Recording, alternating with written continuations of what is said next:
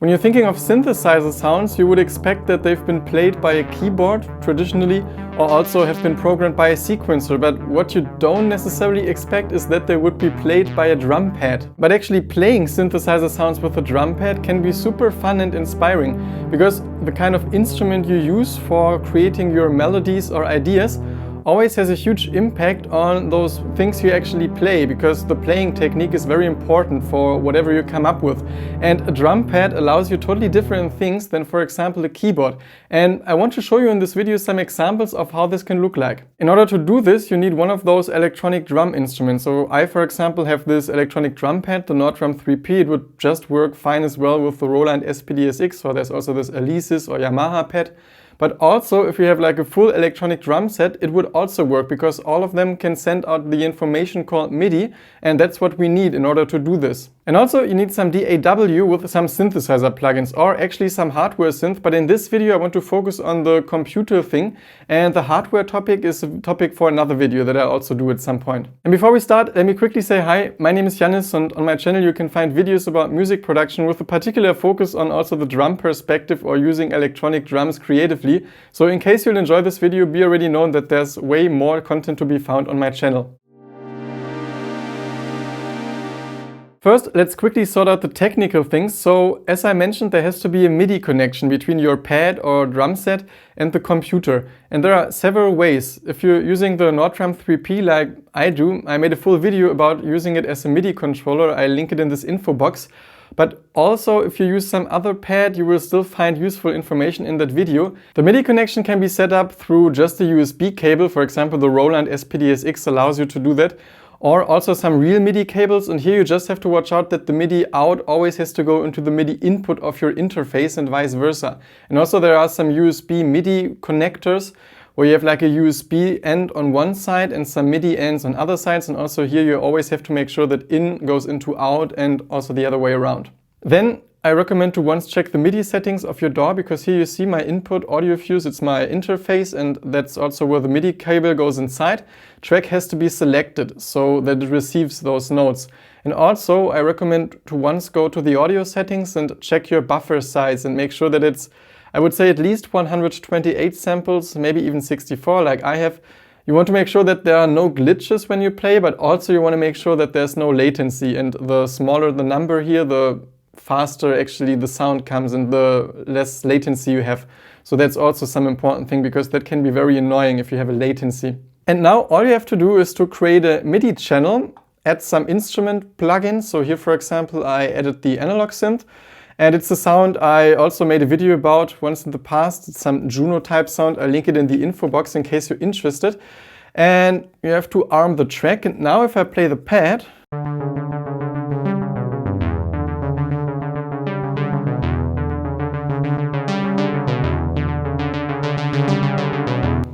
I can actually play this synth with the pad. And you can already see that I'm restricted in the amount of pads. So the Nordrum 3P has 6 pads, maybe the Roland one has 9, for example. And you can just change the pitches by changing the MIDI notes of those pads, because any type of those pads has some settings menu where you can change the MIDI note of the individual pads. So here you can see that pad 5 is note 50 and pad 4 has note 49. And here pad 3 has note 47. And if you want another pitch, you just change the MIDI note. And technically, this way you can make sure to only add the pitches that you really like. So unlike with the piano, where you always have the possibility to play any note and also any possible wrong note, you can make a selection of notes that you particularly enjoy, which is super cool. And also playing technique-wise, I would say you play differently than on a piano, because you can make faster strokes with one hand, for example. And this way, maybe play some more sequence type things. So for example, in drumming, you have those double strokes, so you can really take advantage of them.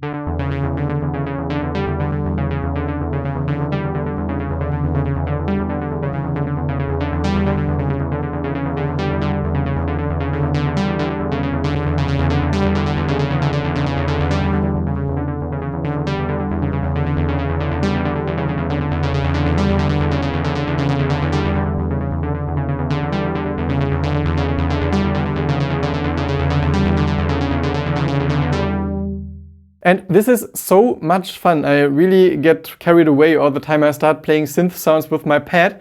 But please hold on for a second, because there are a couple of potential issues you can run into. And I mean, it's always possible that you do this and immediately everything works. But at some point you will run into some obstacles, and I just want to show you what they could be and how to fix them. And in order to show you the maybe biggest problem that can occur, I'm going to select some other sound. It's also one I made a tutorial about. Again, I'll link it in the info box. This is more Prophet inspired. It's also a classic synthesizer.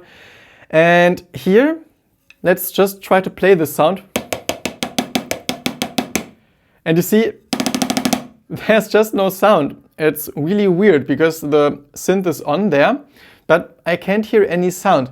But now you can see that here's a MIDI effect that is called note length, and you can find it under MIDI effects, note length. It's deselected, but when I select it, out of a sudden,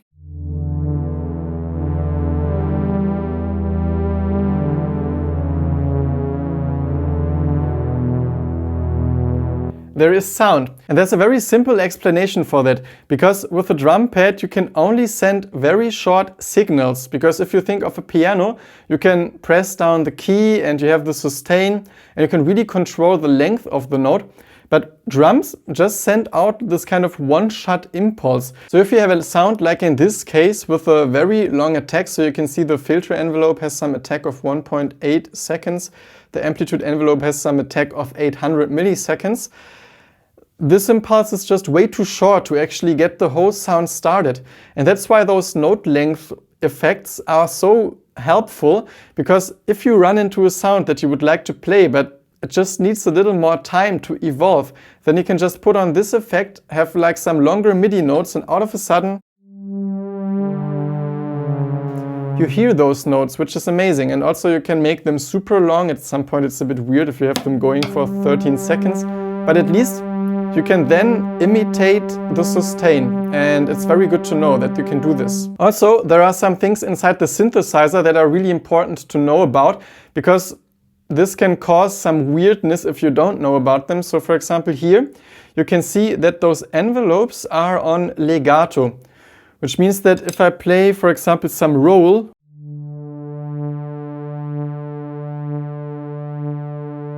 I can imitate some sustain as well, because I can just make sure that the sound keeps going. Whereas when the legato is deselected, which in this case means every time there's some impulse, the whole envelope gets re-triggered.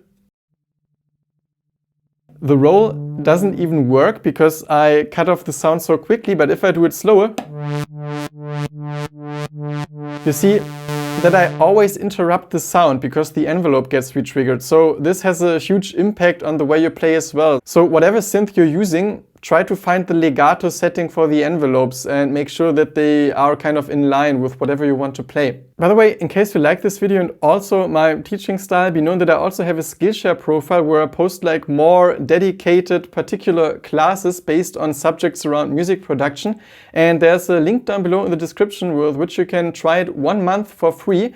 And there are classes like about limitation in music, which is designed to help you finish more music and just help you become a bit more productive. Another one, for example, about jazz harmony, how you can just use more colorful chords. And also one about learning drums, particularly with some small electronic drum pad. And if it's not for you, you can just cancel anytime without any strings attached. And also think of whether you want to have some polyphonic sound or some monophonic sound, because now we can play different pitches at the same time.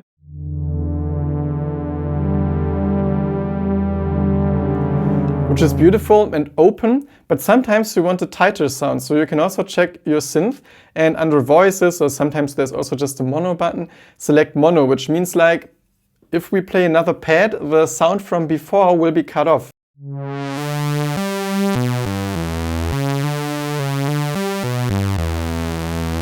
And now also you see with the legato, the sound is super bright because through the legato, the kind of next note always picks it up from where the sound was, so we don't have the attack anymore. But again, you could take it off and then you have the kind of same trigger all the time.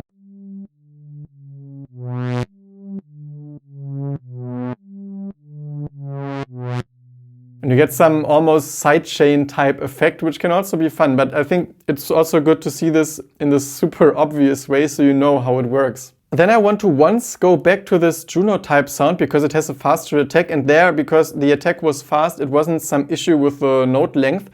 So here you could also maybe hear already that the way I play has some impact on the way it sounds, because if I play softer, the timbre is different compared to when I play louder. And it's not only the volume, it's also the frequency content, because there's less frequency content if I play softer and more if I play louder. And I did this by applying some reaction to the filter, velocity reaction to the filter envelope. And under this analog synth here, you see it under envelope velocity, because if this is at 0, you see that it basically sounds the same all the time. But with this velocity response for the filter envelope applied, we can really bring in some dynamics. So without turning any knobs, you can actually imitate being on a synthesizer and opening and closing the filter just by the way you play. And this is something I maybe like the most about doing this.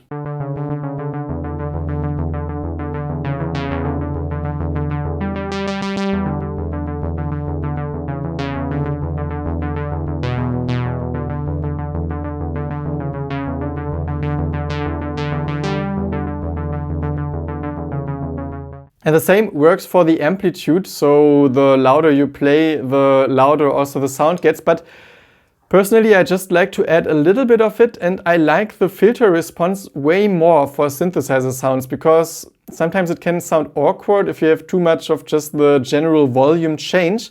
But that the frequency content changes based on what you play, that's some super organic way of just adding some extremely nice movement and reaction to the sound. And so you can play super dynamic without turning any knobs. And be warmly invited to let me know down below in the comments if this works for you or if you have some additional questions, because I really like the subject of turning the classic role of a drummer into something with which you can play actually those melodic sounds, because usually you always think of drummers as just drummers, but those electronic instruments actually really allow drummers to think outside of the box and to expand the role, and that's just really fascinating to me. If you're interested in more sound design tutorials for Ableton Live, so you can have more sounds you can trigger with your drum pad, there's a playlist here where you can find many of them.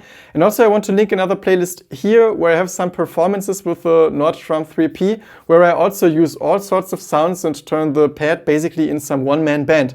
Apart from that, I wish you inspiration with whatever it is that you create, and really hope to see you soon again at this channel. Bye!